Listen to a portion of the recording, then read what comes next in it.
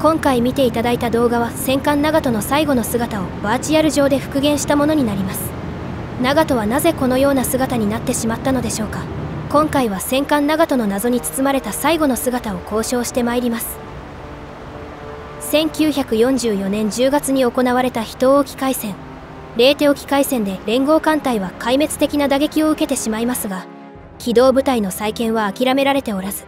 長門は再建される機動部隊の護衛艦として大改装を受けることが計画されます。この姿は1945年2月頃の長門の姿ですが、1944年頃の長門とはいくつかの違いがあります。まず、艦橋と煙突の間に機銃甲板が設置されて、ここに 25mm3 連装機銃を6機設置。さらに後部艦橋付近にも機銃を4機増設しています。残念ながら資料がなく、単装機銃などの箇所は不明な部分は多いですが、1945年2月頃の長門の機銃は 25mm3 連装機銃が24機、25mm 連装機銃が9機、25mm 単装機銃は30機となっています。また、同時期に 12.7 センチ連装広角砲を2機増設したことも判明しています。金剛や春菜は広角砲を増設した上でフィリピンでの決戦に向かいましたが、長門に広角砲が増設されたのは1945年に入ってからと考えられ、長門は日本の戦艦で最も遅い時期に広角砲を増設した艦となりました。なお、この地点で副砲の一部は撤去されたと考えられています。長門の船体に迷彩が施された時期は終戦直前頃と言われていますが、もしこの状態で迷彩が施されていたら、このような姿の長門が見られたかもしれません。しかし、戦況はさらに悪化の一途をたどり、残された空母も沈没が相次ぐと日本の機動部隊再建は諦められ、長門の空母護衛艦化も完全に中止。1945年2月下旬には警備艦に指定されます。1945年4月に大和が沈没すると、長門が外洋に出撃する可能性は低くなったため、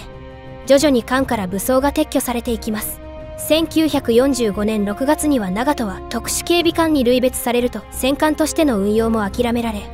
本土決戦に備えて浮き砲台としての運用が想定されることになります。この決定に従い、空からの視認性を下げるために後部マストや煙突を切断。さらに戦艦としては重要な設備である包囲板も撤去されてしまいます。また、6月中に全ての副砲やカタパルトも撤去され、それから順次機銃も陸地に引き上げられることになりました。なお、撤去された副砲や広角砲は首都防衛のために陸上に再配置されたようです。さらに1945年7月に入る頃には全ての広角砲が撤去され、より陸地に擬態化するために木造家屋などが作られると、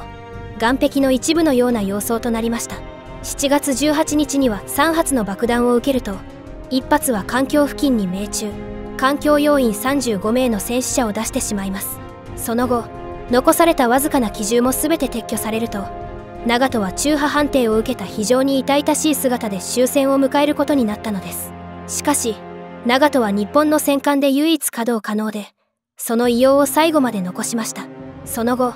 長門はアメリカ軍に接収されると、クロスロード作戦の原爆実験に使用された後に4日間も持ちこたえ、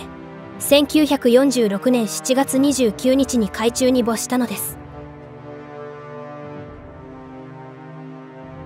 本日は戦艦長門の最後の姿を復元していくというマニアックな動画でしたが、最後までご視聴いただきまして誠にありがとうございました。ご覧のように戦艦長門の生涯を特集する動画を現在準備中なんですけれども、完成はね、来年くらいになるかと思います。そこで皆様にご協力していただきたい点がございます。長門について取り上げてほしいエピソードなどございましたら、ぜひぜひコメント欄で教えてください。皆様のご協力をお待ちしております。そんな感じで、もしよろしければ我がチャンネルの登録も何卒よろしくお願いいたします。それでは皆様、次の動画でお会いいたしましょう。せねせんせなら、バイバイ。